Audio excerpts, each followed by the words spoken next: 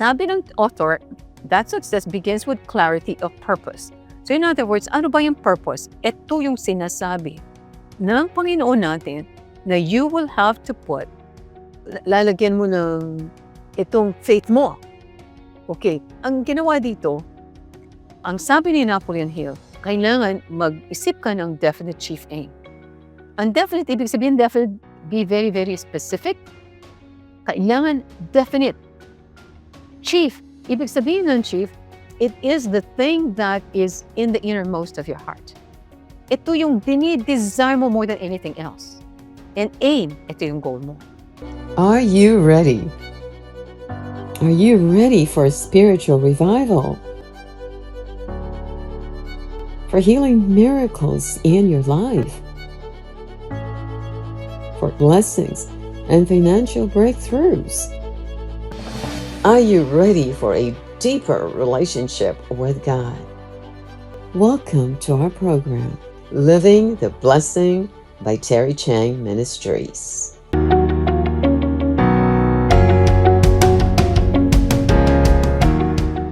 Ito, Hebrews 11, verses 1 to 4. Very important. Sabi niya, ito na yung ating discussions of faith. Now faith is the substance of things hoped for, the evidence of things not seen. Sabi niya, explain ko mamaya yun. For by it the elders obtained a good testimony. And verse 3, by faith we understand that the worlds were framed so that the things that are seen were not made of things that are visible. Ang ibig sabihin nun, ang lahat daw ng nakikita natin o hindi natin nakikita ay nagawa na from something that is invisible. Hindi natin nakikita. Ibig sabihin spiritual lahat. Ang lahat na nakikita natin sa physical nanggaling sa spiritual. In other words, di ba? Walang nanggaling sa physical. Walang ginamit si Lord except His Word. He spoke the word and it was done. He commanded and it stood fast. Ano sinasabi dito? Pero point ko dito in verse 4. So this is Hebrews 11. Ito yung hall of faith na tinatawag. Bakit ang unang-unang sasabihin dito na tao na nakapasa dito sa faith na to, naging kasama dito sa hall of faith, I see Abel. Tingnan nyo, verse 4, by faith, Abel offered to God a more excellent sacrifice than Cain, through which he obtained witness that he was righteous, God testifying of his gifts, and through it, he, being dead, still speaks. Kita mo? Gaano ka-importante ang offering kay God? Yan ang una-una, tapos ang susunod niyan, sasabihin na niya si Abraham. Susunod niyan si David na o si Daniel o kung sino na. Pero ang inuna niya si Abel. Bakit pinag-uusapan yung offering ni Abel dito kung hindi importante? So now, we go to the second step. Tapos pa lang tayo sa first step. Okay. 4 steps to activate your faith. In number 1, pinag-aralan natin, sow a seed consistently. Okay. Number 2, put substance in your faith. Wow! Ano kaya ibig sabihin nun, Pastora? Put substance in your faith. Okay. Bakit? May faith ka na ba? Sinasabi dito, maglagay ka ng substance sa faith mo. Sabihin may faith ka na, di ba? So, bakit? Paano kang may faith? Kaya nga yung topic natin is not to have faith. It is to activate your faith. Because you already have an existing faith with you. Romans 12:3, sabi niya, God has dealt to each one a measure of faith. So, si God binigyan na tayo lahat ng faith. He gave each one of us a measure of faith. Meaning, seed faith. Lahat tayo binigyan yan. Itong seed faith na to, o measure of faith na to, is enough for us to receive salvation. And napakadali natin, okay, tanggapin natin si Jesus, and then napakadali natin, tanggapin na tayo pupunta sa heaven because we receive Jesus as our Lord and Savior. Because yung faith na binigay sa atin ay para doon. Like for example, ang mga Muslims, may faith sila kay Allah. Yung mga Indonesians, mga Indians, may faith sila sa kung sino-sinong Diyos. Ang dami-dami lang Diyos. In fact, pati mga rats na ginagawa nilang Diyos. Kasi may pinigay na measure of faith sa bawat isang tao na kinreate ni God. It's not only for the born-again believers who receive Jesus Christ as their Lord and Savior. It is for everybody that God had created. Binigyan niya na ng measure of faith. So you have that faith on the inside of you. Okay? Now, to put substance, di ba yung second step natin to activate faith is to put substance in your faith. So ang question natin, how do you put substance in your faith? So the answer is to put substance in your faith means you must have a very clear goal. Yan, naku, itong mga tinuturo ni Lord sa'kin, Diyos ko, tagal-tagal namin nag-uusap ng Panginoon. For many days bago ko yan na-compose itong aking message na 'to, bago ko na-prepare, sangkaterbang questions ang hiningi ko sa Panginoon. Sangkaterbang revelation ang binigay niya sa'kin. Sabi niya, "To put substance in your faith means you have to have a very clear goal."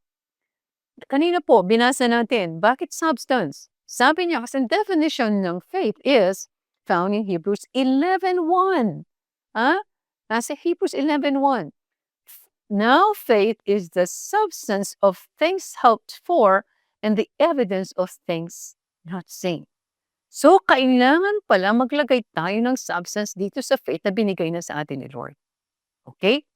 So, paano tayo maglalagay ng substance? We have to have a clear goal. Yan ang papaliwanag ko. Napakaganda po ito.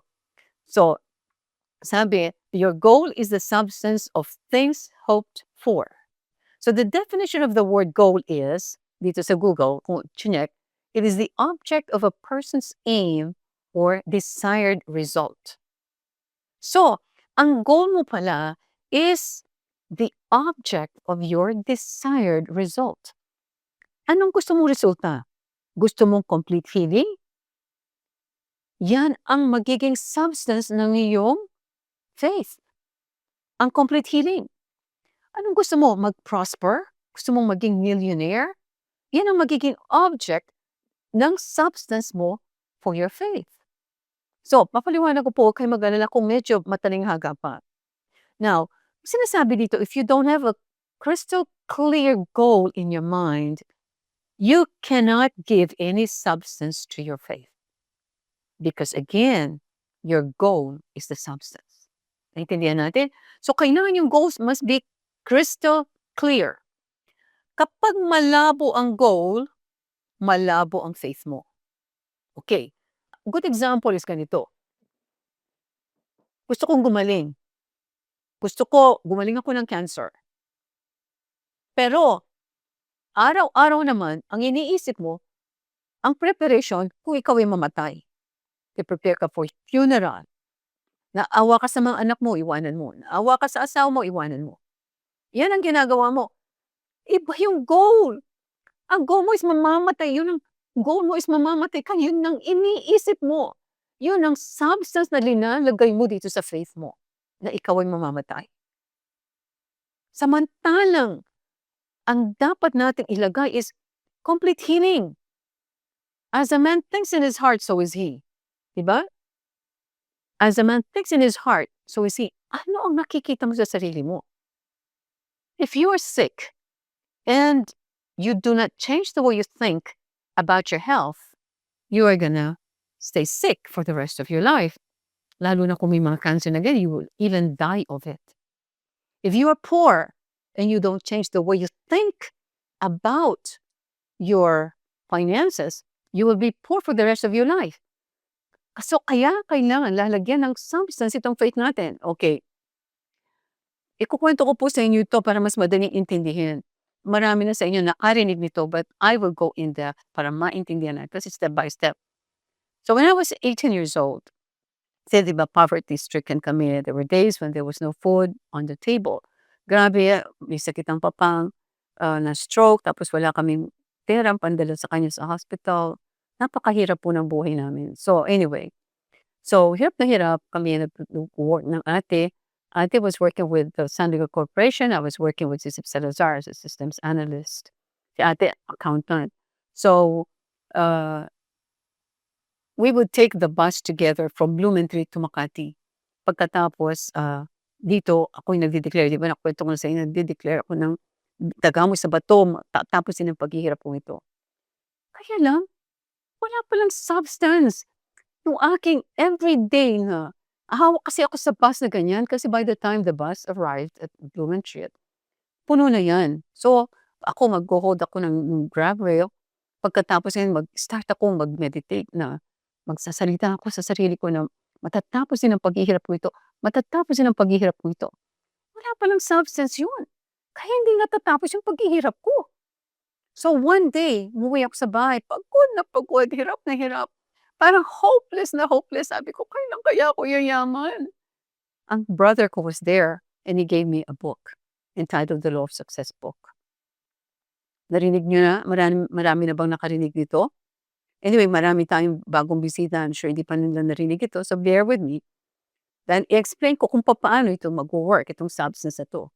So ngayon, ang ginawa ko ay binasa ko itong libro ito with all the excitement in the world. Tapos ito ngayon. Si Napoleon Hill outlined 15 powerful laws that would guarantee success if applied diligently and consistently in everyday life.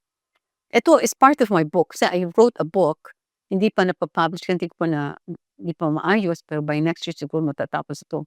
But this is, itong ibabasahin ko except from my book. So, this book was a result of a massive, in-depth study of some of the wealthiest and most successful men in the history of the United States. So, ang ginawa ni Napoleon Hill ay in-interview niya itong mga pinakamayaman. They're the billionaires in America. So, ginatawag silang giants because they were really huge.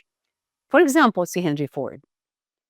Si Henry Ford, sabi niya, was the man who revolutionized the automotive industry. Diba? Ford car, diba? Yung Expedition, I had the Expedition before. He did not only build cars, but he built systems, innovated mass production, and so made cars affordable to the average American. So itong si Henry Ford, ang maganda rito is, mekaniko lang siya. Grade 1 lang siya. Hindi siya nakatapos ng high school, hindi man lang siya nakatapos ng college. Grade 1 lang siya.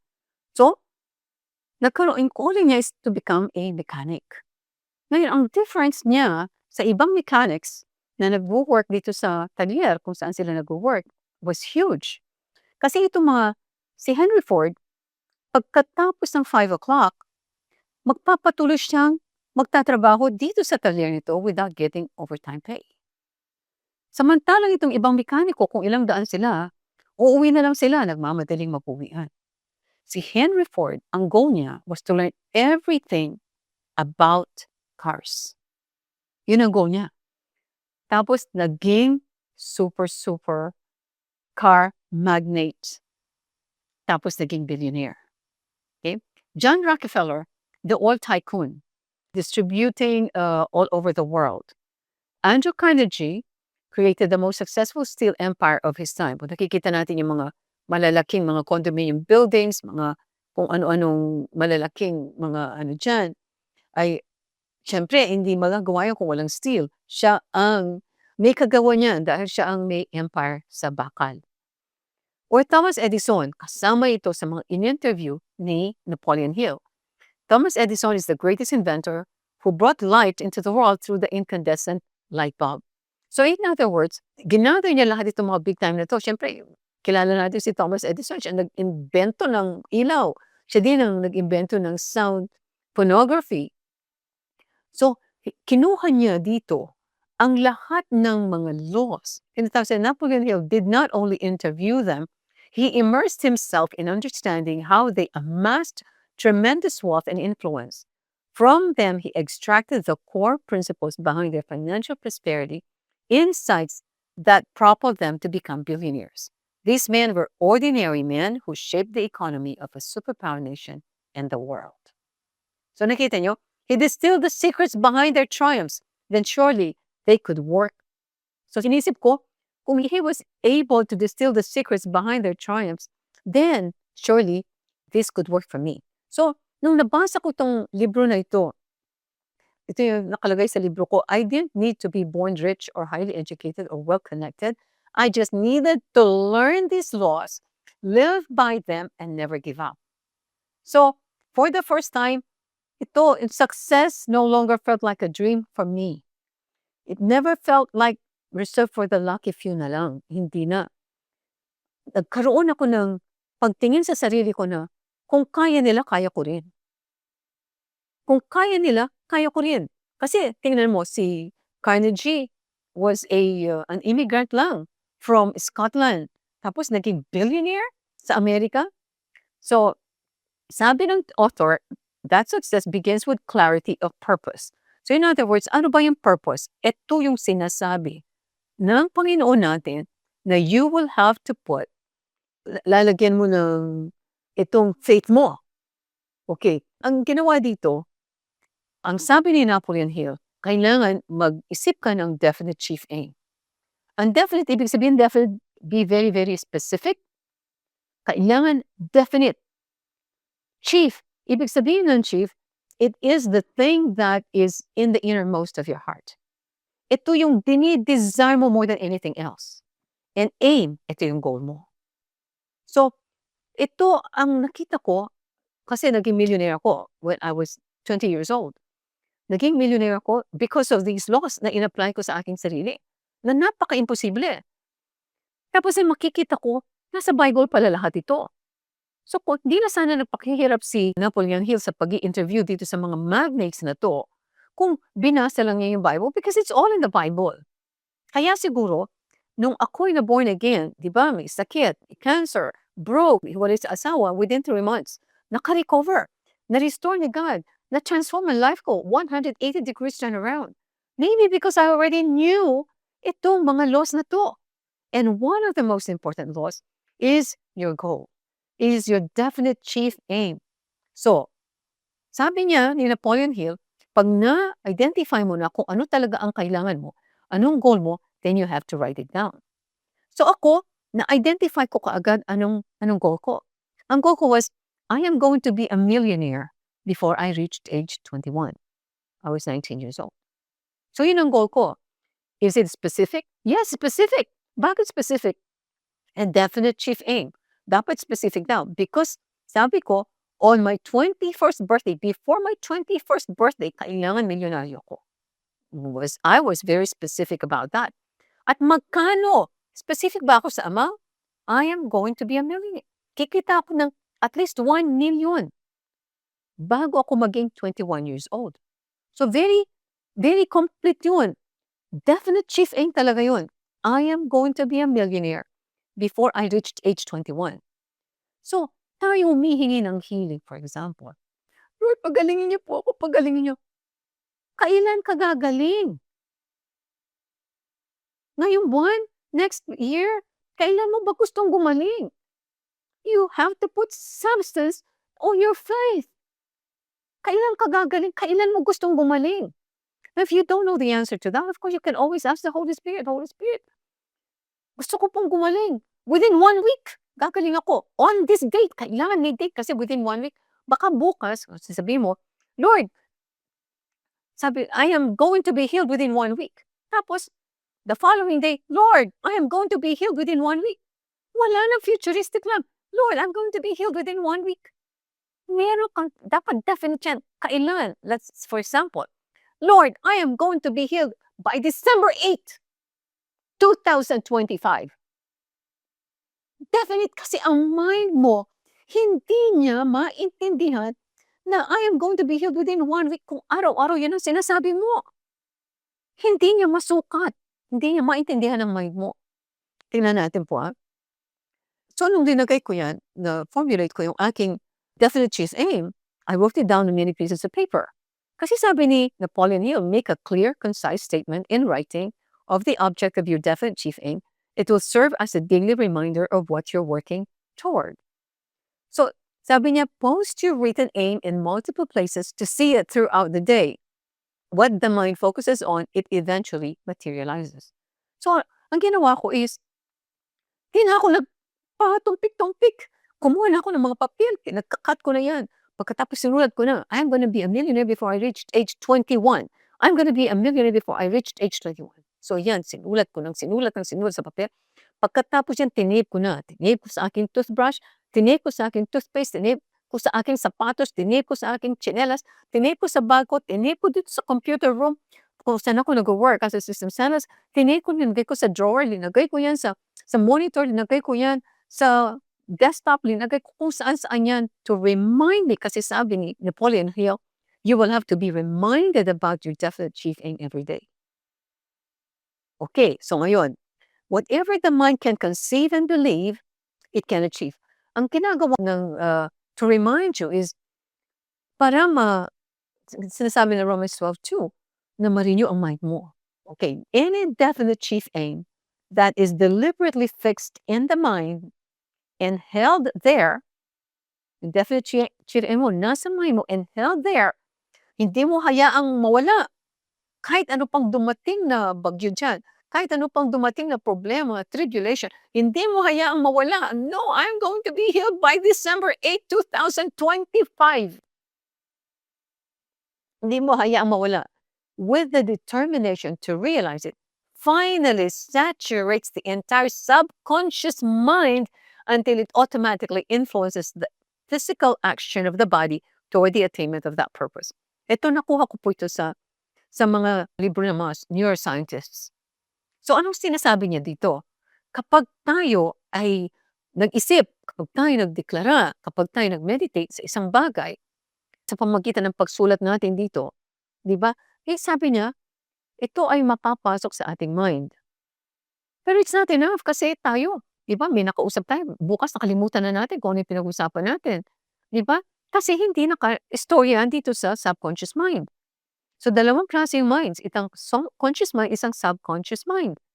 So, ang sinasabi ng neuroscientists, for you to be able to renew your mind or rewire your brain, kailangan sasabihin niya araw-araw, hanggang umabot ka ng 21 days, pagkatapos to stabilize the thought, kasi ibig sabihin, gumagawa ka ng bagong thought, nagfo-formulate ng bagong thought ang brain mo because of what you speak with your mouth. Dahil sa ginagawa mong yan, ay napapasok sa subconscious mind at hindi mo na yan makakalimutan. But then you have to stabilize it for another 42 days. So, hindi kaya ng brain na napakarami mong hinihingi. Like, gusto ko ng bahay, gusto ko ng bagong kotse Lamborghini, gusto ko ng gumaling sa aking cancer na karamdaman. No, isa lang ang kaya ng brain na intindihin. Hindi niya maintindihan lahat. Of course, you can pray for everything kasi yung anointing ng Holy Spirit will come upon you. But yung brain, pinag-uusapan natin itong physical brain na binigay sa atin ng Panginoon, how it works is this way. Isa-isa lang, kung ang kailangan mo ngayon is healing, mag-focus ka sa healing.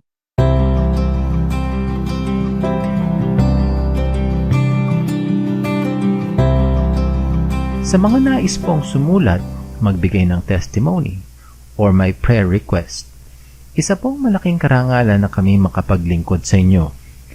Kayo po ay maaaring pumunta sa aming website sa www.terrychang.org.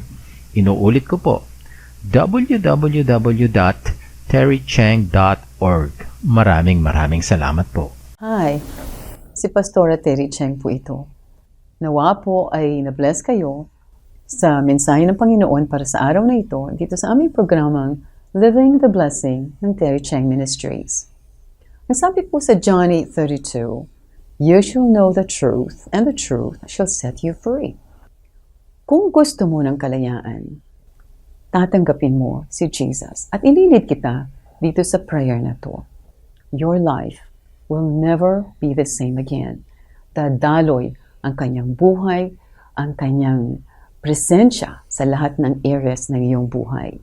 So, ipikit mo ang iyong mga mata kung ikaw ito at ililid kita dito sa prayer. And pray it from the heart as if it is your own. Heavenly Father, patawarin niyo po ako sa lahat ng aking mga kasalanan. Marami pong salamat sa pagpapatawad ninyo. Jesus, kailangan kita. Come into my life and be my Lord and Savior. Holy Spirit, change me, mold me, transform me into that person that you designed and created to be. Amen. Ayan, born again Christian ka na. Congratulations. Tandaan niyo po, mahal ko kayo at mahal kayo ng Panginoon. God bless you.